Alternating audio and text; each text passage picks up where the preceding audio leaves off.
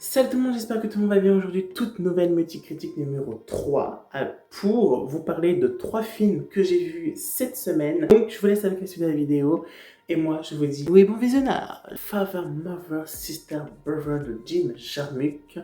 Donc une toute nouvelle critique sur la comédie dramatique de Jim Jarmusch. J'avais jamais vu de film avec lui mais je connaissais un peu la tête du réalisateur avec Adam Driver et Cate Blanchett pour citer que synopsis. Donc, en fait, ça va être très simple parce que, en fait, le synopsis du film, en fait, le film est divisé en 3 histoires, dont un avec Adam Driver, avec le père qui va cacher, qui gagne bien sa vie, mais va quand même profiter de ses enfants, puisque, il aime ça, voilà. Et la deuxième partie, c'est plus une mère qui va inviter leur fille à goûter, enfin voilà, et que la sœur va profiter un peu de sa mère. Et puis la troisième histoire, c'est deux jumeaux qui reviennent dans leur appartement, ils vont se mémorer des photos de souvenirs, etc. Donc ça va créer un film d'1h51. Et oui, voilà.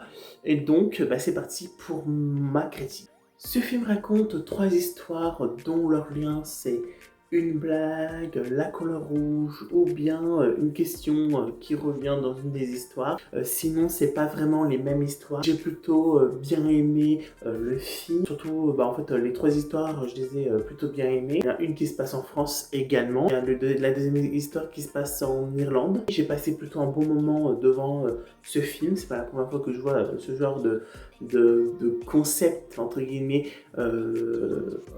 au cinéma, parce qu'on a eu La Faute Tchèque, qui est une histoire inversée. Voilà, donc on voit la fin et après le début. Des plans, des décors que j'ai trouvé ça plutôt pas mal, voire sympa, surtout à la première histoire. Les acteurs et les actrices jouent plutôt bien leur rôle. Je trouve qu'on a un bon casting dans ce film quand même avec Adam Driver, Cate Blanchett. J'ai plutôt bien aimé ce film également. J'ai trouvé le film qui était pas mal, même voire sympa. Je vous conseillerais bien le film si vous aimez ce genre de film, mais ça se tente quand même pour ces acteurs. Et j'ai mis la note de 3 sur 5. Bob l'éponge, un pour tous et un pirate, et tous pirates, excusez-moi, de Derek Raymond, qui est un genre comédie famille animation qui est produit par la Paramount et Nickelodeon. Ça dure 1h28 seulement et c'est sorti le 24 décembre 2025 et je suis allé voir hier le dimanche 11 janvier 2026 à la séance de 14h30. Du coup c'est parti pour les synopsis. Bob l'éponge et ses amis de Bikini Bottom larguent les armards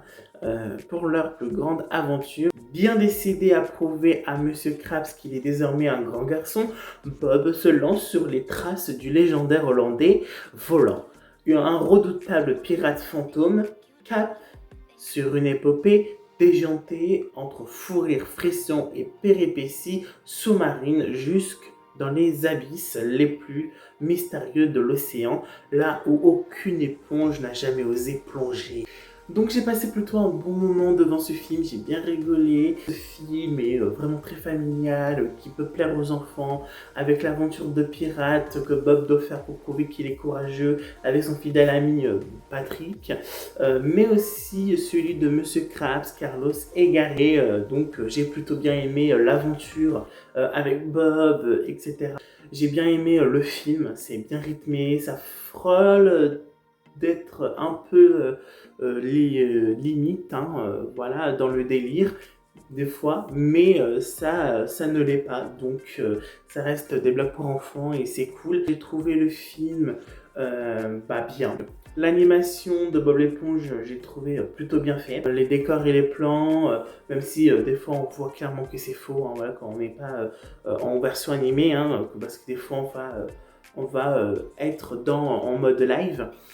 Le côté animation c'est plutôt pas mal, voire sympa en termes de plans et décors. J'ai pas vu tant que ça les 1h28 passer, j'ai plutôt bien aimé, donc comme vous pouvez le constater, j'ai bien aimé ce film. J'ai mis 3,5 sur 5 pour ce film sur Anaconda le prédateur de 1997 de Luis Loza, et en termes de spectateurs c'est pas très bien noté, c'est pas terrible, c'est 1,6 sur 5.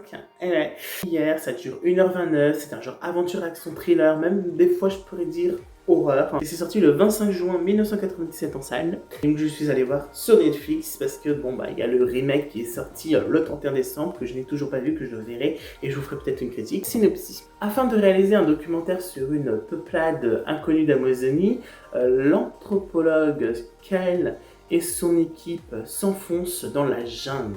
C'est parti pour la critique. Donc j'ai passé plutôt un bon moment devant ce film, j'ai même plutôt bien aimé, il y a des plans et des décors que j'ai trouvé ça sympa. Le dernier plan aussi du film, j'ai trouvé ça même plutôt beau, voilà, le coucher de soleil, etc. Les acteurs et les actrices, je trouve qu'ils jouent plutôt bien leur rôle. Au niveau du serpent, pour l'époque, c'est plutôt bien fait. Il y a des moments improbables, mais bon, je me suis laissé porter par le délire de ce film à ce niveau-là. La caméra va un peu filmer comme un serpent, etc. Donc, que ça soit sous terre ou même dans l'eau, carrément. Même quand il attaque, des fois, on se met en position en mode caméra qui attaque les gens, en mode, un serpent attaque quelqu'un. Et donc on va voir dans la vision un peu du serpent. J'ai trouvé ça plutôt cool des fois dans ce film.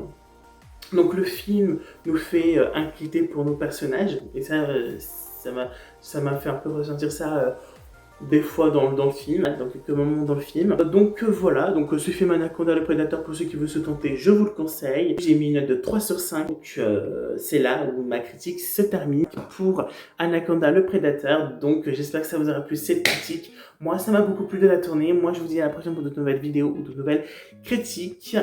Et n'hésitez pas à liker, commenter, partager, abonnez-vous, mettez la notification. Et moi je vous dis à la prochaine. Ciao!